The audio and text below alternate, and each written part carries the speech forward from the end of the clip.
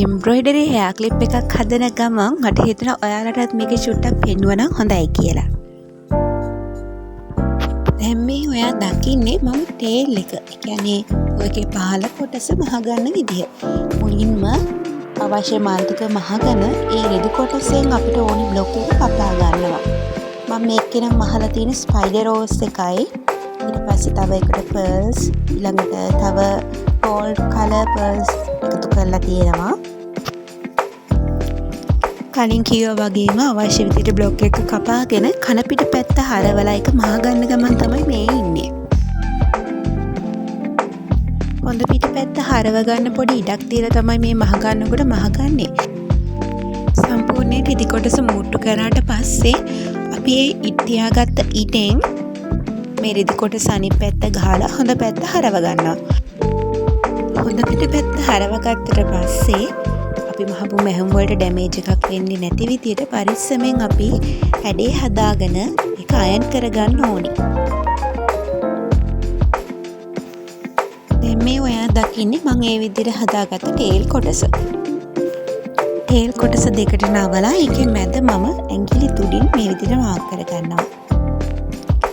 Mark කරගත්ත තැනට මැහුමක් දාලා තද කරලා අපි මෙන්න මේ විදිහට ටේල් එක දෙකට බෙදා ගන්නවා.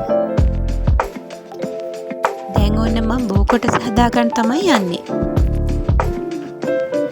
ටේල් එක ටිකක් දිග නිසා මම ඒකට ගැලපෙන විදිහට මේකට බෝ දෙකක්ම එකතු කරලා දෙනවා. කියන්නේ ඩබල් බෝ දාලා තියෙනවා. ලොකු බෝ එක නෙට් රෙදි වලින් පුංචි බෝ එක මම ටේල් එක හදපු ලිනන් මැටීරියල් එකෙන්ම තමයි හදලා තියෙන්නේ.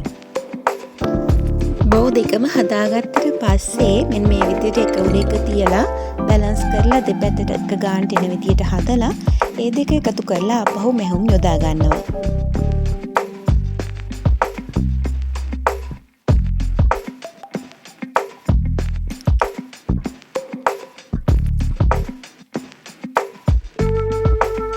අපි කලින් හදාගත්තු ටේල් එකේ මැදට බෝ වල මැද එන විදිහට තියලා හොඳට සමබර විදිහට එන්න ඇඩ්ජස්ට් කරලා අපි ඒ දෙක එකතු කරලා අපහු මහ ගන්නවා.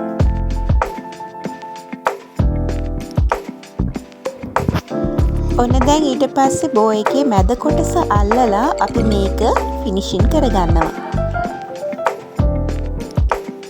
මේ දකින්නේ මම පොඩ්ඩක් මේක බ්‍රෂ් කරලා මේකේ තියෙන ඩස්ට් එක ඊට පස්සේ වැඩිපුර තියෙන නූල් කෑලි ටික අයින් කරගන්න විදිහ.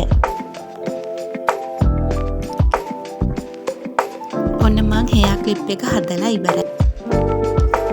මේ වගේ ලස්සන එම්බ්‍රොයිඩරි හෙයා ක්ලිප්ස් හදලා ස්මෝල් බිස්නස් එකක් පටන් ගන්න ආසාවෙන් ඉන්නවා නම් ඔන්න ඔයාට අවශ්‍ය එම්බ්‍රොයිඩරි දැනුම සහ ව්‍යාපාරික දැනුම අපිත් එක්ක එකතු වුණොත් පහසුවෙන්ම ලබා ගන්න පුළුවන්.